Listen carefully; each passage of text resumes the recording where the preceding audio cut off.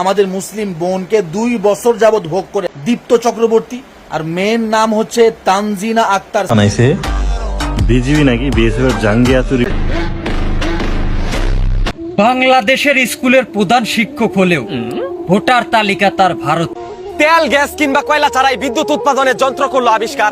স্বামীকে খুশি করার জন্য নিজেকে প্রস্তুত করতে হবে। ইসলামে স্বামীর আসামির গায়ে গেল কিভাবে? গতকালকে রাতে যে পুলিশ হন্যে হয়ে আসামি খুঁজে হুজুর কোনে গেছে? শালায় জান্নাতের ভিতরে ঢুকে ড্যান্স আরম্ভ করছে।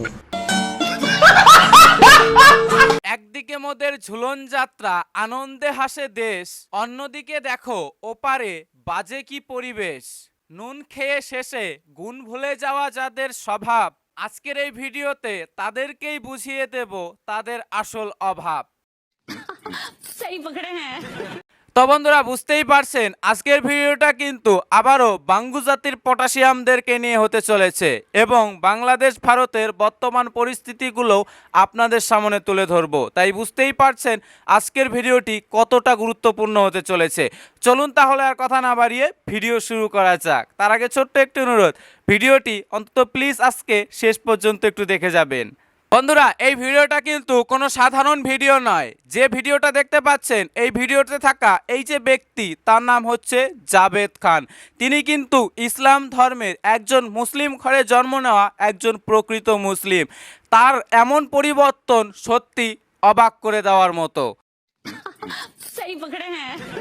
আমাদের সনাতন ধর্মের হিন্দুদের ঝুলন যাত্রা কিন্তু শুরু হয়ে গিয়েছে। আর এই ঝুলন যাত্রা কেবলমাত্র হিন্দুরা করছে না, এই ঝুলন যাত্রা বিশেষ কিছু মুসলিমরাও করছেন কিন্তু। যেমন এই যে জাবেদ খান, তিনি কিন্তু এই ঝুলন যাত্রা করছেন। এই মুসলিম যুবক ইনিও কিন্তু বাকিদের মতো শ্রীকৃষ্ণ এবং রাধারানীকে দোলায় দোলাচ্ছেন। বিজিবি নাকি বিএসএফ এর জাঙ্গিয়া চুরি করতে গিয়ে কট খাইছে।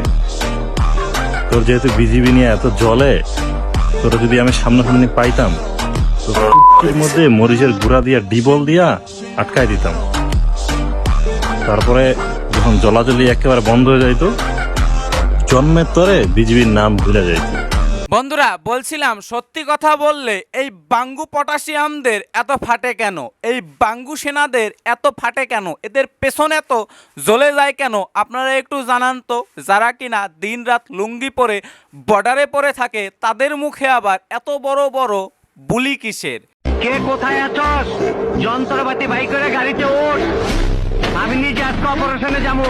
যে পুলিশ কমিশনার কি করে? জন্মের তরে বিজিবির নাম ভুলে যাইতো। তোমার বয়স কত হলো? 17 বছরের বয়সে তুমি কোনোদিন মানে কোনো জায়গাতে শুনেছি যে কোনো মানে মুসলমান হিন্দু হয়েছে? আমি তো বলছি আমাকে 15 মাসের জেল দিবে, আমাকে দেখ আমি জেল খাটবো। তারপর কি করবে? 15 মাস পর তখন আমার 18 হয়ে যাবে, তখন সবাই মেনে নেবে। তোমার 18 গোষ্ঠী বেঁচে আমি ওটা বলি তোমাকে, আমি তোমাকে বলতে যাচ্ছি। বন্ধুরা কোনটা যে শান্তির ধর্ম এটা বর্তমানে প্রমাণ হয়ে যাচ্ছে। এই মুসলিম তরুণীকে জিজ্ঞাসা করা হয়েছে যে তুমি 17 বছর, তোমার যে এই যে 17 বছর হলো, 17 বছরের মধ্যে দেখেছো কোনো মুসলিম মেয়ে হিন্দু ছেলেকে বিয়ে করেছে, কিন্তু তুমি কেন করতে চাইছো? তখন মুসলিম মেয়ে বলছে আমার যেহেতু 18 বছর হয়নি, দরকার হলে আমাকে 15 মাস জেল দিন, আমি জেল খাটবো, কিন্তু তারপর আমি একজন হিন্দু ছেলেকে বিয়ে করব। আমি সনাতন ধর্ম গ্রহণ করব, কারণ কি সনাতন ধর্মেই নারীদেরকে সম্মান দেওয়া হয়েছে। আর এই ধর্মে তো হালালা 3 তালাক রয়েছেই। সেই সব থেকে বাঁচার জন্যই কিন্তু এই মুসলিম মেয়ে এত বড় সিদ্ধান্ত নিচ্ছে, সে জেল খাটতে অবধি রাজি হয়ে যাচ্ছে। স্বামী যদি স্ত্রীকে বিছানায় ডাকে, তাহলে ওই স্ত্রী ওই মুহূর্তে যদি হাতে আটা মাখানো অবস্থাতেও থাকে, সেই মুহূর্তে হাতে আটা নিয়ে তার স্বামীর ডাকে সাড়া দিতে হবে এবং স্বামীকে খুশি করার জন্য নিজেকে প্রস্তুত করতে হবে। ইসলামে স্বামীর গুরুত্ব কিন্তু এতটাই বেশি বোঝানো হয়েছে। ইসলামে এইভাবে স্বামীর গুরুত্ব বোঝানো হয়েছে, আপনিও বুঝি এইভাবে আপনার স্বামীকে আটা মাখা অবস্থায় গুরুত্ব দেন।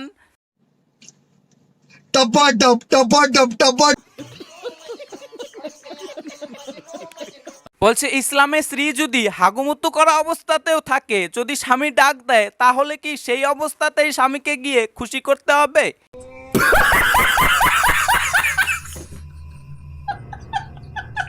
আশা করি বন্ধুরা আপনারা এই মাইয়ার কথা শুনে ইসলামের গোপন রহস্য উন্মোচন করে নিয়েছেন। ভাই রে ভাই, খেলা যে চলছে কোন লেভেলে!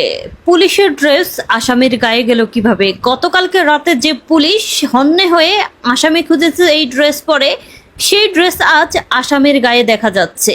রংপুরে একই পরিবারের 4 জন হত্যায় প্রশাসনের নাটকীয়তার যেন শেষ নেই। কি এমন চাপা দিতে পুলিশ এসব নাটক সাজাচ্ছে জাতি জানতে চায়। নেটিজেনরা বলছেন, এটা কি পরিকল্পিত সংখ্যালঘু নিধন কর্মসূচি, যার স্পন্সর রাষ্ট্র নিজেই? বন্ধুরা, যে দেশে থাকা সাধারণ মানুষদেরকে বিশ্বাস করা যায় না, সেই দেশে প্রশাসনকে বিশ্বাস করা তো মূর্খতা। আপনারা ইতিমধ্যেই দেখে নিয়েছেন বাংলাদেশে সংখ্যালঘু সম্প্রদায়ের মানে হিন্দু সম্প্রদায়ের একজন শিক্ষক এবং শিক্ষকের পরিবারের সাথে সেই দেশে থাকা পটাশিয়ামরা কি করেছে। তারা যে কতটা নিচুতে নামতে পারে তার প্রমাণ কিন্তু তারা আবারও দিয়ে দিল। আর এই ঘটনায় দোষী হিন্দুদেরকে দেখানোর চেষ্টা করছে প্রশাসন। কিন্তু কোন প্রশাসনকে বিশ্বাস করবেন বলুন তো, যে প্রশাসন কিনা নিজেই আসামি। তেল, গ্যাস কিংবা কয়লা ছাড়াই বিদ্যুৎ উৎপাদনের যন্ত্র করলো আবিষ্কার। অবাক করার বিষয় হলো এই আবিষ্কারক ছাত্র ছিল কওমি মাদ্রাসার। আনলিমিটেড বিদ্যুৎ উৎপন্ন হবে কোনো কিছু ছাড়াই, 1 ফোঁটাও লাগবে না পানি। এই মেশিনে সফলভাবে পরীক্ষা চালিয়েছি বারবার, এইটা সকলেই জানি। এই পৃথিবীতে এমন আবিষ্কার ইতিপূর্বে কেউ করতে পারেনি। আর তাই সরকার থেকে যদি ভালো সাপোর্ট পেত এই হুজুর, আমি মনে করি বাংলাদেশের লোডশেডিং হয়ে যেত উদাও, বিদ্যুৎ সংকট হয়ে যেত দূর।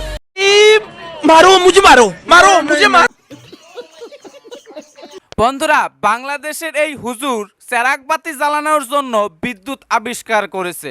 আর সেই বিদ্যুৎ কোথাও লাগবে না, শুধুমাত্র মাদ্রাসায় পুকুত পুকুত করার কাজে হুজুরদেরকেই উপকৃত করবে।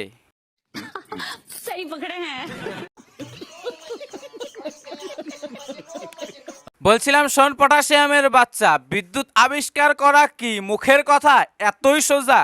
সাইকেলের একটা চেন আর লোহার 2টো বিসি ঝুলিয়ে দিলেই কি বিদ্যুৎ আবিষ্কার হয়ে যায়?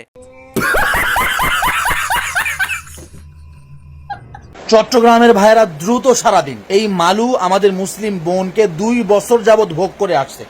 মালুর নাম হচ্ছে দীপ্ত চক্রবর্তী আর মেয়ের নাম হচ্ছে তানজিনা আক্তার সামিয়া। মালুর বাড়ি হচ্ছে মাতৃভান্ডার পটিয়াতে আর মেয়ের বাড়ি হচ্ছে সুচক্র দণ্ডী পটিয়া চট্টগ্রামে। আর এদের সম্পর্কের মধ্যে মালুর মা বাবা জড়িত আছে, সম্পর্ক 2 বছর প্লাস।